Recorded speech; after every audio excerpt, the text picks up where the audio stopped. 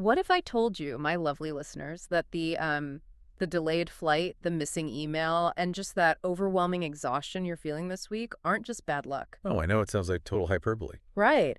But what if they are the exact same cosmic mechanics that, like, tore down the Berlin Wall and fueled the Industrial Revolution? I mean, when you look at the mathematical data mapping the sky this week, the parallels are they are undeniable. We're living through an incredibly rare convergence of cycles. Which is exactly why we are doing a deep dive into an absolutely fascinating stack of sources today. Welcome, my dears. We are looking at the week of March 16th, 2026. Such a huge week. Oh, totally.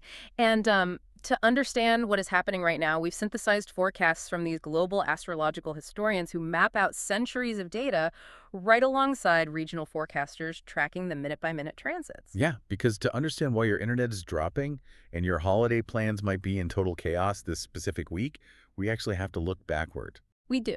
Because the cosmic traffic jam we're in right now is like a direct mathematical echo of some of the most volatile eras in human history. Oh, absolutely. The sources are practically screaming about the sheer rarity of what we are experiencing in 2026.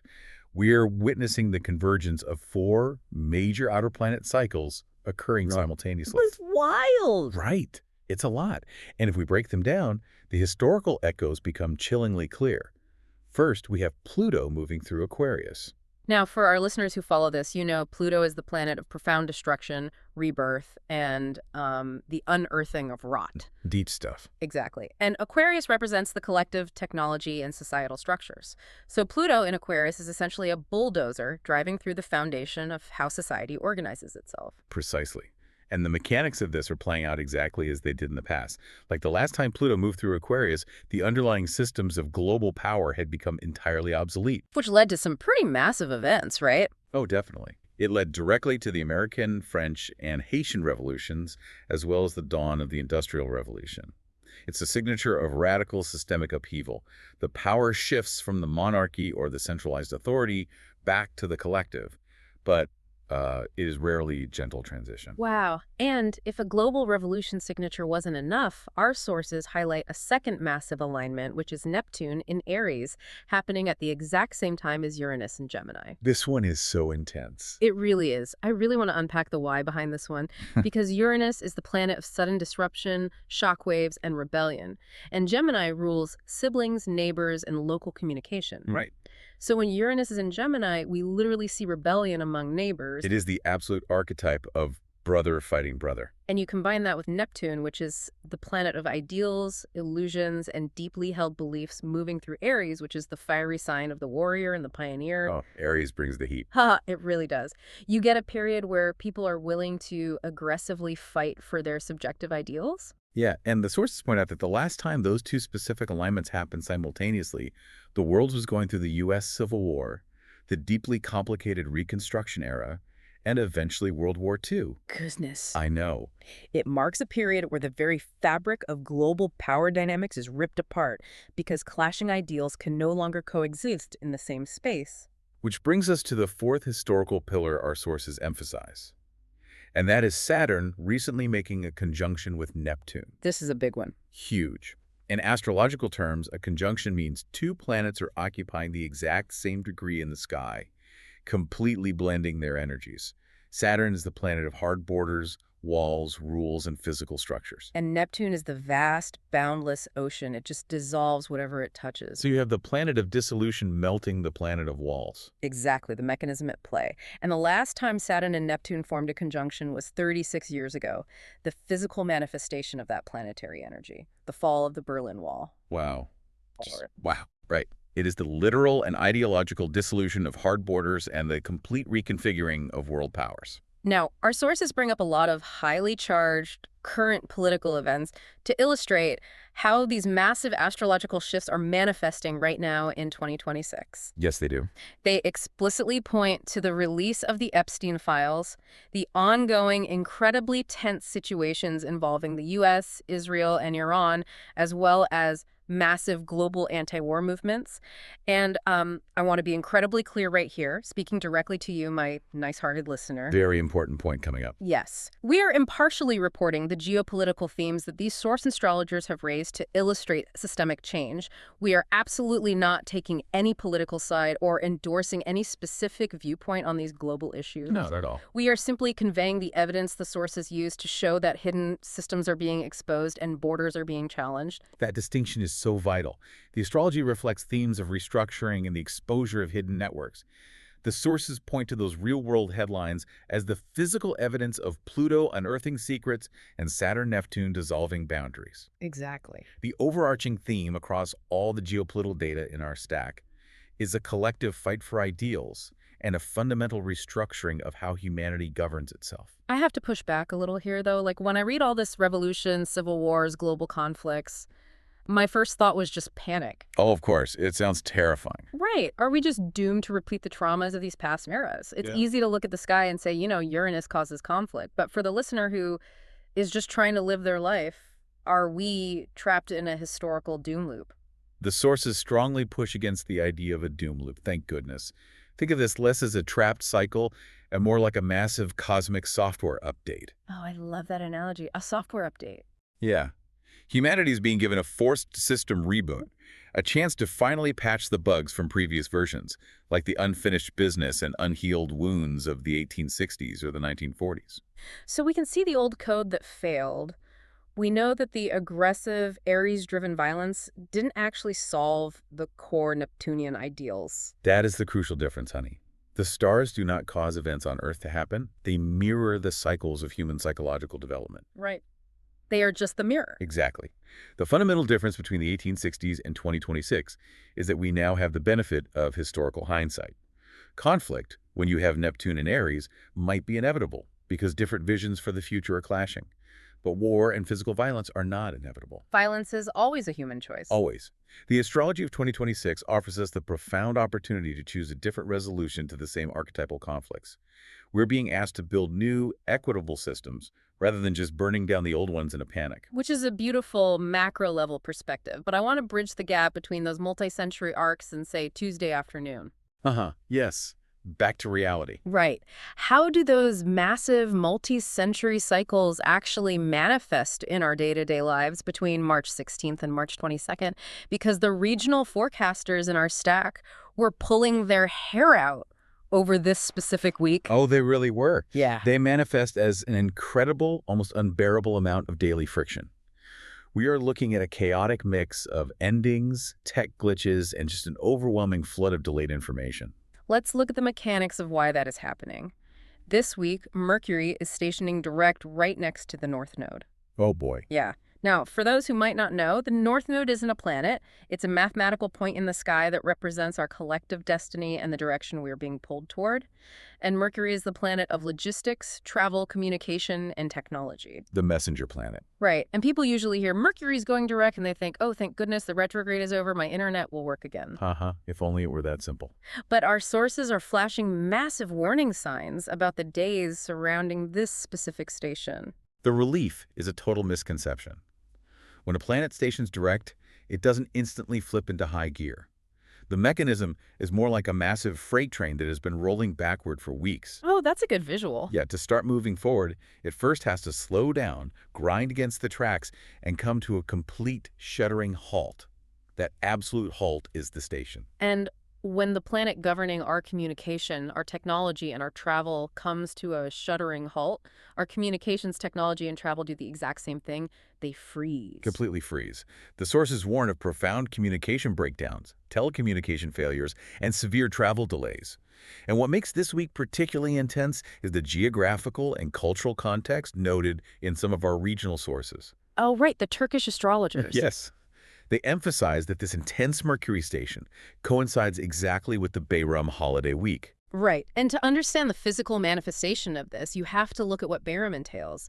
You have millions of people trying to travel across the country, trying to organize massive family gatherings, trying to communicate intricate plans across different cities. All at once. Yes. All while the cosmic planet of logistics is essentially taking a nap on the tracks.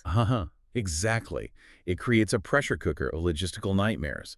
You are dealing with the immense pressure of familial obligations colliding with delayed buses, lost emails, missing reservations, and just a general sense of heavy mental fog. And adding to that feeling of wading through heavy fog is a dramatic new moon occurring midweek, right on March 18th or 19th, depending on your time zone. Hell, this new moon. I know, it's intense. And this isn't just a standard monthly reset, it's happening at 28 degrees of Pisces. The sources call this an anaretic degree, and it's heavily conjunct Neptune.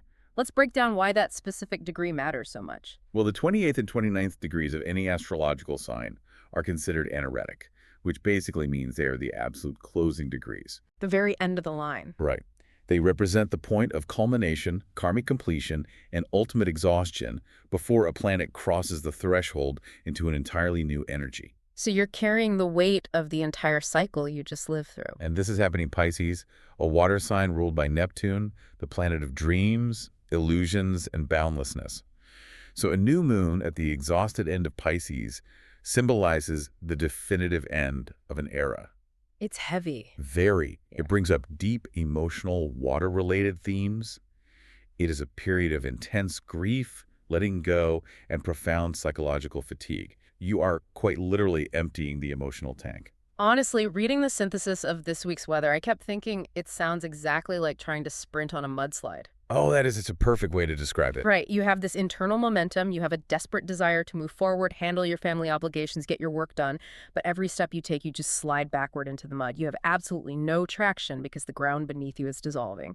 That is the perfect mechanical visual for a Pisces anaretic degree combined with a Mercury station.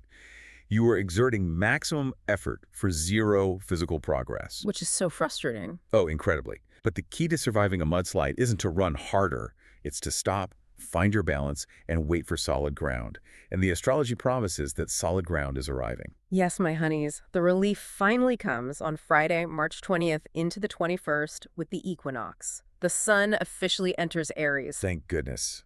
The transition from Pisces to Aries is arguably the most dramatic shift in the entire zodiac. That's night and day. Literally. Yeah. You are moving from the deep, boundless emotional ocean of Pisces directly into the spark, the fire, and the individualistic momentum of Aries. It acts as a massive energetic reset for the entire collective. It is the astrological new year. Happy New Year. Haha. Exactly. It immediately clears the thick fog of that anaretic new moon and brings a massive surge of springtime momentum.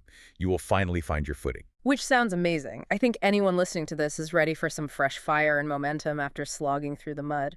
But our sources warn us not to get completely swept away by this new energy. Yeah, we have to be careful. Because midweek, there is a very specific hidden trap building in the sky.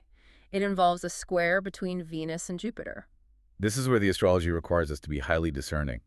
On Wednesday the 18th, right as that emotional new moon is exhausting us, Jupiter and Venus form a tight 15-degree square. Let's look at the conditions here, because listeners already know Jupiter expands whatever it touches, and Venus is the planet of desire, money, and connection. Two very positive planets, usually. Usually these two interacting is a great thing, but the sources highlight that right now Jupiter is in Cancer, a sign where it is exalted, it's highly powerful, moving direct, and acting like a supercharged amplifier. It is bringing huge, undeniable opportunities for wealth, career growth, or expansion. A supercharged amplifier is exactly what it is, but it is forming a harsh 90-degree square aspect to Venus. And a square mathematically forces friction. It demands action and usually causes stress. Right.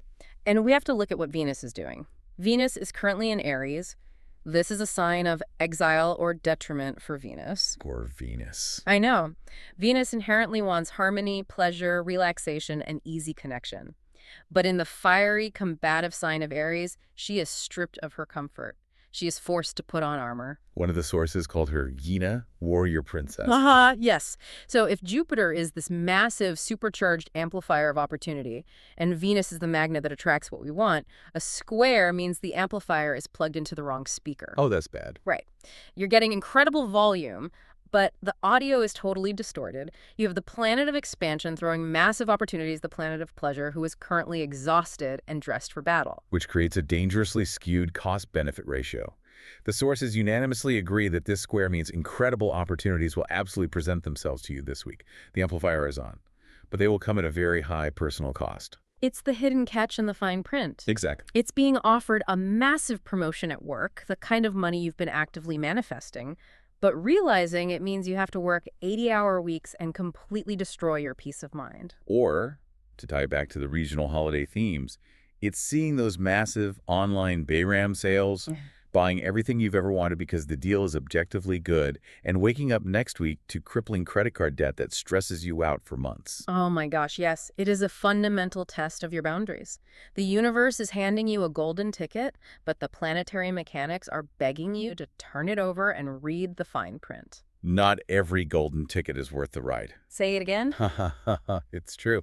Sometimes protecting your peace, protecting that exiled, exhausted Venus is far more valuable than the shiny expansion Jupiter is offering. I love how practical that is. And to make this even more concrete, let's look at how this week's complex energy targets one specific sign. Oh, this is my favorite part. I know, because you are the world's smartest, most talkative Gemini astrologer. Our sources provided a really deep dive into the microcosm of this week by tracking it through the sign of Gemini, or, as our regional sources warmly refer to them, our lovely Akisler. Yes, tracking the transits through our Kisler is the perfect case study to understand the mechanics. Because Gemini is ruled by Mercury, their entire energetic signature is tied to communication and movement. Right, so because Mercury is the planet slamming on the brakes at the North Node this week, pulling out of its retrograde fog, the Kiesler out there are feeling this shift physically. Their planetary steering wheel has locked up. Exactly. But according to the data, as Mercury stations direct, this week ultimately brings a massive ending to their recent career fatigue. The misunderstandings and the intense fog they've been dealing with in their professional lives are finally clearing out. It's the end of a very long, frustrating period of professional stagnation for them. The sources note that Gemini is currently facing very fated, almost karmic career opportunities. The doors that have been jammed shut for months are suddenly flying open. And here is where the cosmic weather report gets tricky for our Kisler friends. That Venus-Jupiter square we just talked about is waiting for them right at the threshold of those open doors. Yes, for Gemini, the supercharged Jupiter is sitting in their sector of career, money, and public standing, violently expanding it. Meanwhile, Venus is sitting in their sector of friends, networks, and personal hopes. The 90-degree square forces an incredibly uncomfortable choice between the two. It's like, as an Akisler this week, you are finally handed the keys to the CEO's office. It's what you've ostensibly been working toward. But the moment you hold those keys, you realize the responsibility is going to be incredibly burdensome. You're just staring at the keys like, uh-oh. Right, and honestly, you'd actually rather be at home reading a book, painting in your garage, or just enjoying your personal freedom with your friends. It's the ultimate clash between professional ambition and personal joy. The advice for Gemini, and really the mechanical lesson we can all extract from their specific astrological transit this week, is one of rigorous self-evaluation. You really have to look in the mirror. You do. You have to ask yourself, are you chasing success simply for the sake of success? Are you taking the opportunity just because it's there? Or do your ambitions actually align with what brings you genuine, sustainable joy? If the massive promotion makes you miserable, is it really a step forward? Exactly. It requires the profound courage to say no to an objectively good thing because you recognize it isn't the right thing for your nervous system. What a monumental week to navigate, my dears. We are dealing with the grand echoes of historical revolutions, civil wars, and the falling of global walls, all while just trying to survive delayed trains and confusing emails. The micro and the macro are always deeply intertwined. To synthesize the core mechanics from our sources today, first, respect the profound communication delays early in the week. Please be patient. Yes. Do not force the train to move while it is stopped on the tracks. Double and triple check your travel plans, especially if you are navigating the heavy logistics of holiday traffic. Second, carefully evaluate the hidden costs of any new opportunities. When Jupiter and Venus clash midweek, remember the lesson of the Akisler. Don't take the keys to the CEO's office if you know in your gut you'd rather be painting in the garage. Read the fine print on your golden ticket. And third, recognize that the absolute exhaustion or the lack of traction you feel right now isn't a personal failure. You are living through a massive historical pivot point. You really are. The friction you're experiencing is the old societal system grinding to a halt so that something entirely new can be built. Speaking directly to you listening right now, my sweet listener, This week might feel deeply chaotic. It might feel frustrating, fraught with delays, and emotionally heavy as we close out the anaretic degrees of Pisces season. But the astrological mechanics strongly suggest that this friction is not a punishment. Not at all. It is actively, sometimes forcefully, clearing the board for your next big move. When the equinox hits and the sun enters Aries, you will feel the momentum return. The fog always lifts when the fire of Aries arrives. Always. So, as you look at your flashing, chaotic, cosmic weather radar this week, I want to leave you with a final provocative thought to mull over. Ooh, I love these. We've spent a lot of time analyzing the frustration of delays and the hidden costs of opportunity. But if we accept the premise that nothing in these grand mathematical cycles is a mere coincidence, what if the specific delay, the massive technological glitch, or the canceled flight you experienced this week isn't a curse? What if it's not? What if it is actually the universe's way of physically saving you from an opportunity you were never meant to take? A protective redirection hidden inside a massive inconvenience. Something to think about the next time your train is delayed. That's all for today's deep dive into the source material. Stay curious, protect your peace, and we'll see you next time.